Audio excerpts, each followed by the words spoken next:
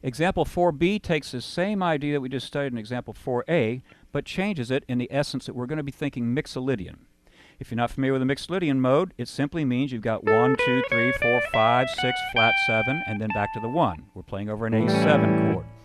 You start off very similar to what you had before, but then instead of going just in major pentatonic, you're going to use your second and your third fingers, because those are fourths coming out of A mixolydian.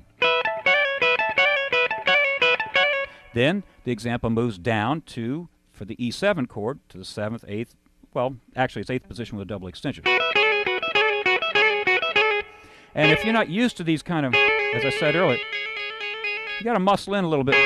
You may experience a little discomfort if you're not used to hyperextending the last jaw on your finger. So work at it gently, and then... And it's really cool. It sounds like a double stop guitar, like two guitars playing the lick at the same time in harmony. And you could obviously do it very well with fourths on the first and second strings or any other string group. You could also... There I'm taking the first part of this where you're playing A7. I transfer it down an octave. I'll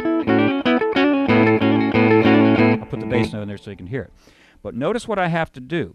With my right hand, I am dampening the second string with my ring finger, the first string with my pinky. Because when you do these barred pull-offs, if you don't do that, you're going to have other strings ringing that you don't want. So you block the higher string.